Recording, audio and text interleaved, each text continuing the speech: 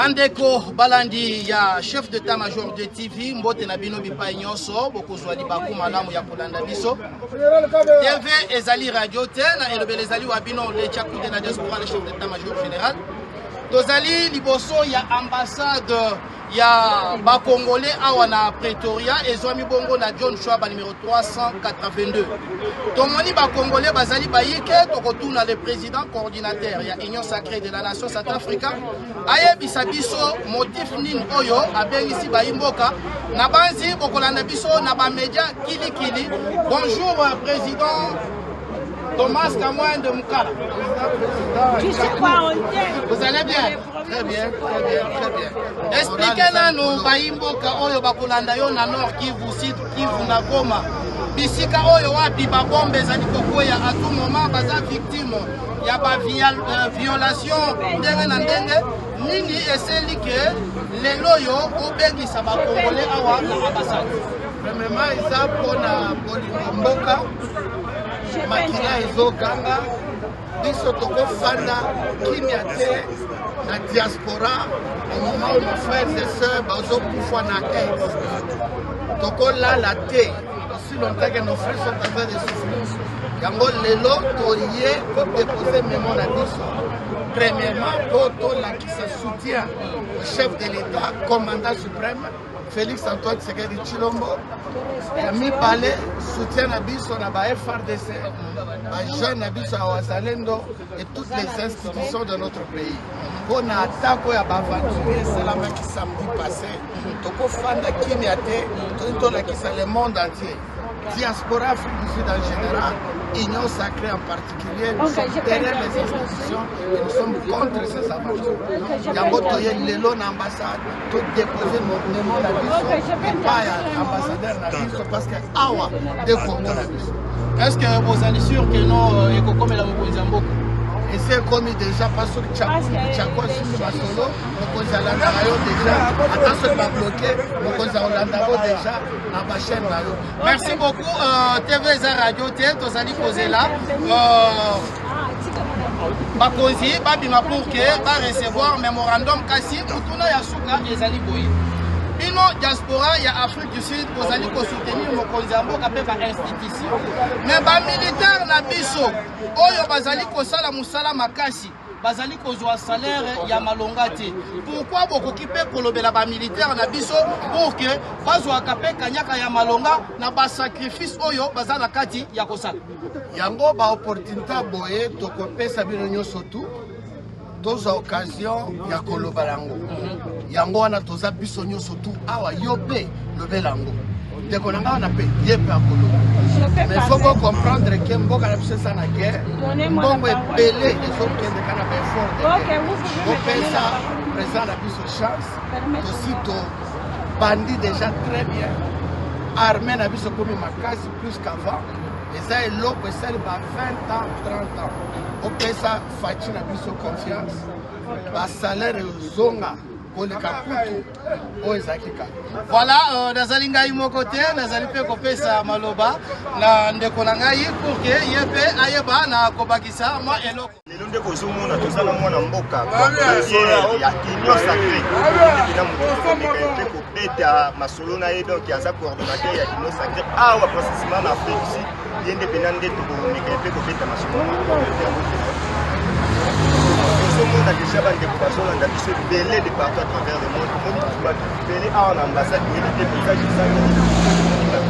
message eza moko eza debo paralytique ya memo na biso diaspora tout précisément Union sacrée Afrique. bénéfice nango eza nini pa bakongomani bénéfice nango eza tozolakisa soutien bandeko na biso oyo bauti okufa ya une semaine na batako ya baventurier bakotaki mibale tolakisa soutien na bandeko ya makasi mingi eza 100% Félix Antoine Tshisekedi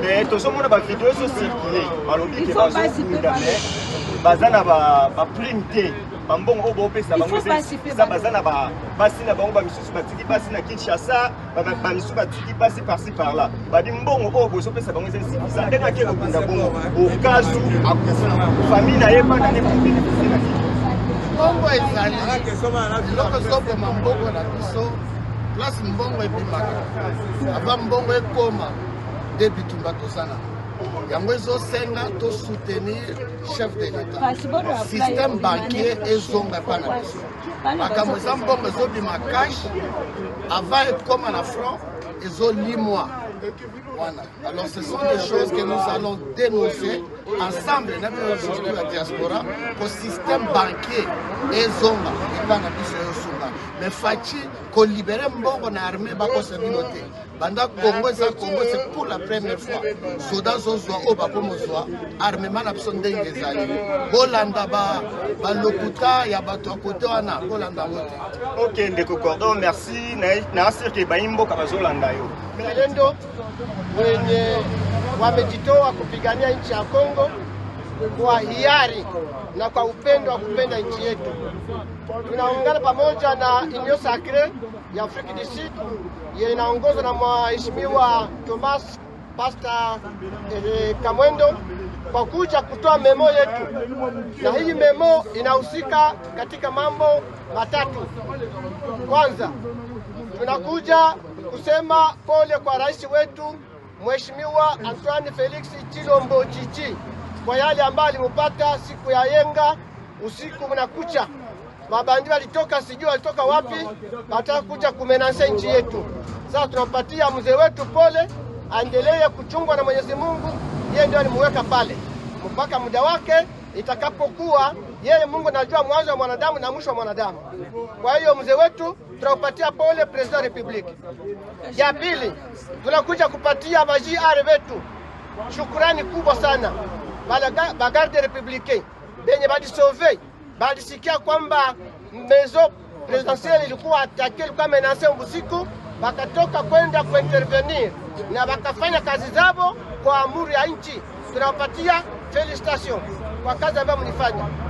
Tunakwenda kwa kazi ya wazalendo wetu wenye kwa kuest ya Kongo, wenye kwa huko kupigania ardhi ya nchi ya Kongo.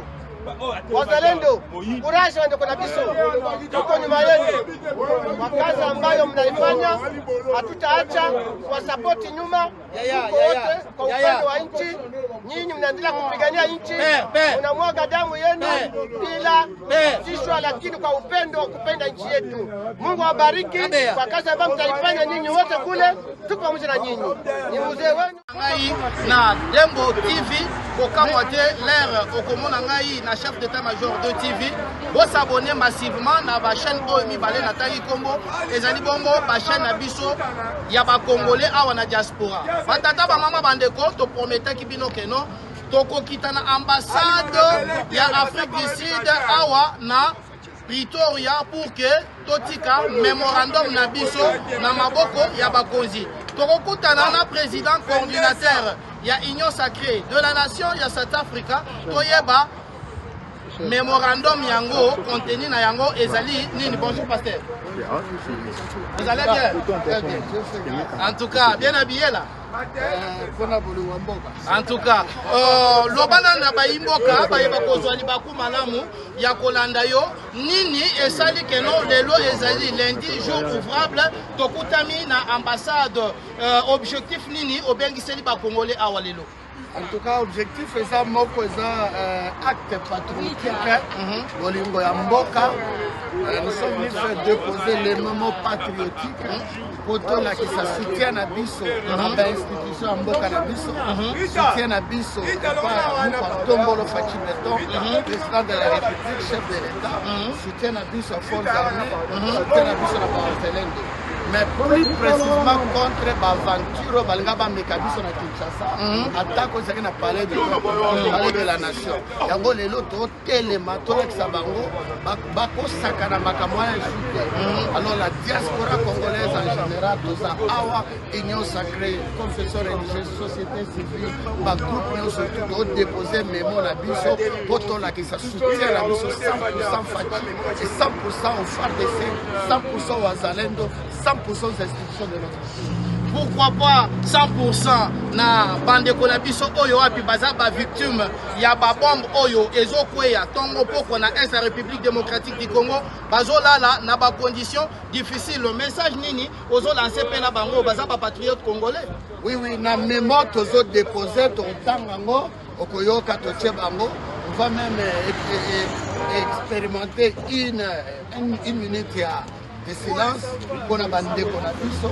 Dans le mémo, alors on est derrière et pour lancer d'abord mes condoléances à ma famille éprouvée. Bande de Konabiso à Est, pour ça, puis mon côté, puis à Johannesburg, Afrique du Sud, Pretoria, partout. Nous sommes derrière. Voilà, très chers téléspectateurs, TV et Radio Tête, aux Alisiko et Koko Tanakati. On a déposé mémorandum Toyoka Nini et Zali Bongo Nakati. À tout à l'heure. Nous voulons lire notre mémoire que nous sommes venus déposer devant vous et nous prions que ces moments arrivent au chef de l'État. L'objet de notre mémoire, dépôt du mémo Union Sacrée Afrique du Sud à l'ambassade de la RDC Pretoria, concerné 100% soutien au chef de l'État, commandant suprême, son Excellence Félix Antoine Tshisekedi Tshilombo et toutes les institutions de la République démocratique du Congo.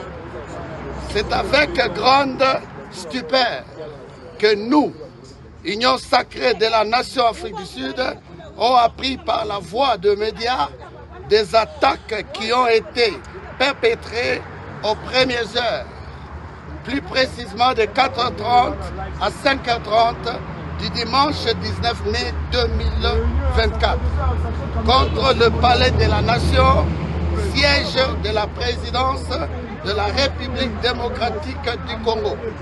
Ainsi, contre la résidence de M. Vital Kamerhe, président de l'Assemblée nationale et membre de l'Union sacrée.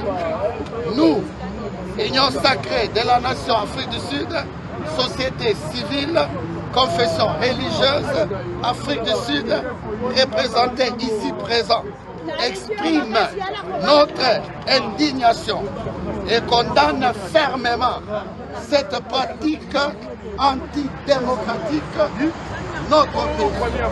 La RDC a déjà connu un espoir démocratique.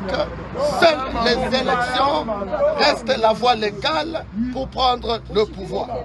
Nous félicitons nos forces armées de la République démocratique du Congo, le FARDC, pour la promptitude avec laquelle elles ont maîtrisé la situation et demandons à la justice de s'occuper de leurs responsabilités afin que ces délinquants répondent de leurs actes anticonstitutionnels qui ont porté atteinte aux institutions de la République et causé la mort d'homme.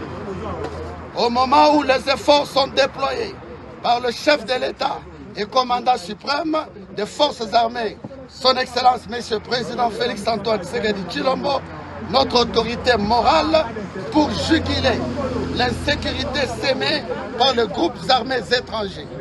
Le Rwanda en particulier est des nationaux ennemis de notre peuple à l'est du pays, notamment dans les provinces de l'Ituri et du Nord Kivu, et où les esprits sont censés être azimuts. Il est inadmissible qu'un groupe armé élise domicile au cœur de Kinshasa, la capitale de notre pays.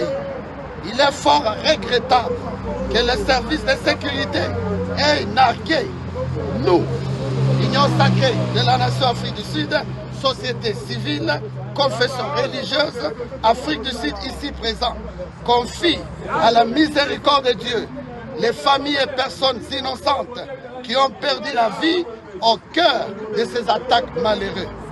Nous pensons, nos pensées vont également aux femmes endeuillées et vers toutes les personnes qui ont été affectées par ces actes de violence dans la capitale Kinshasa, sans oublier le bilan de la frappe d'artillerie qui avait atteint les camps des déplacés de Mungunga à l'ouest de la ville de Goma, dans l'est de la République démocratique du Congo, qui a causé 35 morts.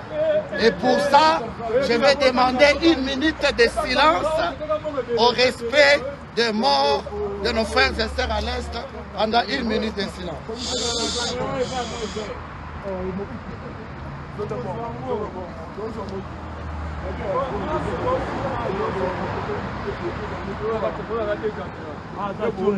Merci.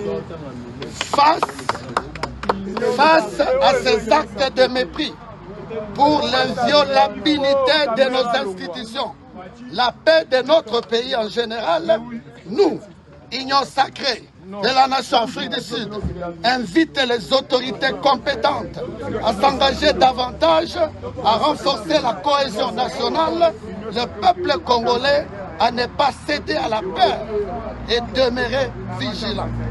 Nous, Union sacrée de la nation Afrique du Sud, société civile, confession religieuse et toute la diaspora Afrique du Sud présente ici présent, réitère nos soutiens indéfectibles au chef de l'État, commandant suprême, pendant votre 2e mandat, et vous avez la confiance du peuple congolais grâce à vos efforts pour maintien à la paix, la lutte pour l'intégrité du territoire national, le social, la sécurité et le développement de notre beau pays. Nous rassurons aussi nos soutiens à 100% à nos FARDC ainsi qu'à nos vaillants guerriers congolaises et congolais, Ouazalendo et toutes les institutions de la République démocratique du Congo. Que l'Éternel Dieu Tout-Puissant protège le peuple congolais, congolaises et congolais en général, et notre chef de l'État, commandant suprême, Félix Antoine Tshisekedi Tshilombo, dans l'exercice de ses fonctions, et que nos ennemis continuent à tomber dans leur propre piège. Que le Seigneur bénisse la RDC Congo et lui assure la paix. Fête à Johannesburg le 27 mai 2024, Révérend pasteur Dr Thomas Kamwenda, président coordinateur Union sacrée Afrique du Sud. Je vous remercie.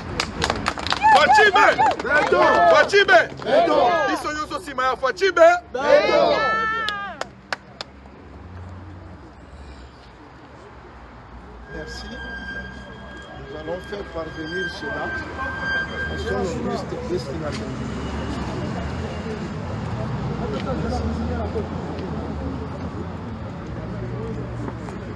Alors, je remercie la communauté.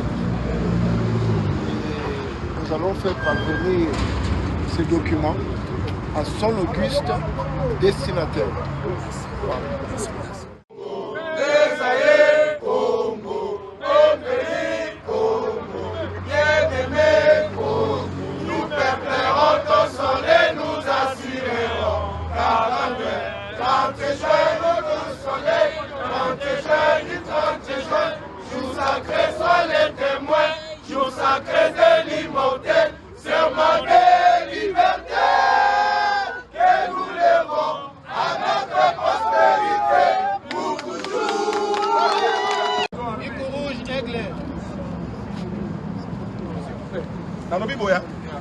Moto na moto na mutuka oto yaki nango destination tokende et pas ba Éthiopie façon na ba tabawana bango ba tomata zaka ba mutuka to ganyeta to yaki na ba mutuka ndenge to yaki tomata